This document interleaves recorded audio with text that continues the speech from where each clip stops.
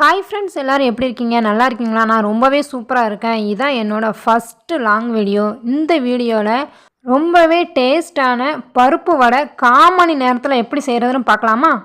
நான் இந்த கிளாஸுக்கு ஒரு கிளாஸ் கடலைப்பருப்பு எடுத்து ஒரு 2 மணி நேரம் ஊற வச்சுக்கிட்டேன்.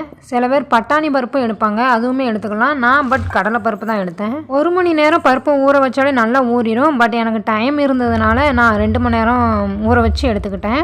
ஊற வச்சு ஒரு ஃபில்டர் வச்சு நல்லா ஃபில்டர் பண்ணி ஒரு சொட்டு தண்ணி இல்லாமல் எடுத்துக்கிட்டேன். அப்புறம் ஊற வச்ச கடலைப்பருப்பை நல்லா ஃபில்டர் பண்ணி எடுத்துக்கிட்டு மிக்ஸி சாரில் போட்டுக்கலாம். ஊற வச்ச பருப்பில் இருந்து 1 ஸ்பூன் இல்லைனா ஒரு 2 ஸ்பூன் போல் தனியாக எடுத்து வச்சுக்கலாம்.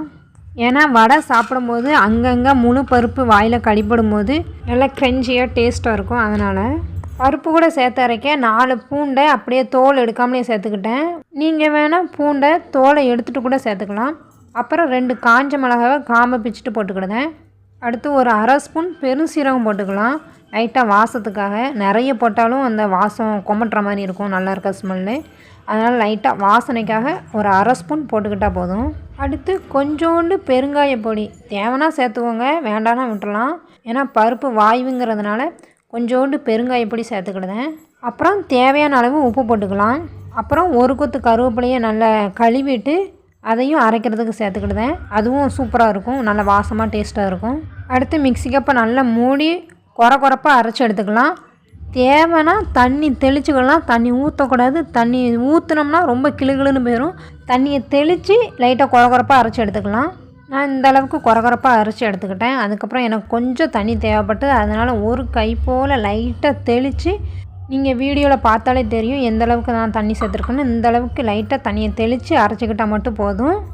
அப்புறம் அரைச்ச மாவை ஒரு சட்டியில் தட்டிக்கிட்டு அது கூட ஊற வச்சுருந்த பருப்பை தனியாக எடுத்து வச்சுருந்தோம்னா அதையும் சேர்த்துக்கலாம். அப்புறமா 2 பச்சை மிளகா, ஒரு பெரிய வெங்காயம் எடுத்து 2யுமே பொடிசாக கட் பண்ணிவிட்டு அந்த மாவு கூட சேர்த்துக்கலாம். அது கூடவே 2 கொத்து கருவேப்பிலையும் போட்டுக்கலாம். இப்போ நம்ம நறுக்கி வச்ச வெங்காயம், பச்சை மிளகா, கருவேப்பிலை எல்லாமே அந்த மாவு கூட சேர்த்து நல்லா விரவிக்கிடலாம். மாவில் எல்லாத்தையும் போட்டு விரவுனதுக்கப்புறம் லைட்டாக டேஸ்ட்டு பார்த்து உப்பு காணாட்டி இந்த நேரத்தில் சேர்த்துக்கலாம்.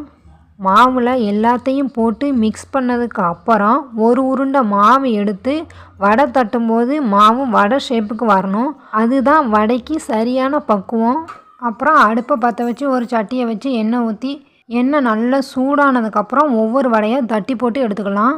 அப்புறம் வடையை வேகிற வரைக்கும் நல்லா மாற்றி போட்டுட்டு வெந்ததுக்கப்புறம் எடுத்துக்கலாம். அவ்வளோதான், ஒரு காமன் நேரத்தில் மொறுன்னு பருப்பு வடை ரெடி ஆயிடுச்சு.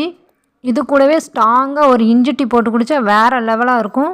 உண்மையாகவே வடை மொறுன்னு ரொம்ப சூப்பராக இருந்துச்சு. வீடியோக்காக சொல்ல, உண்மையாக ரொம்ப சூப்பராக இருந்துச்சு. இப்படி தான் நான் எப்போதுமே வடை சுடுவேன், அதை தான் உங்ககிட்ட ஷேர் பண்ணேன்.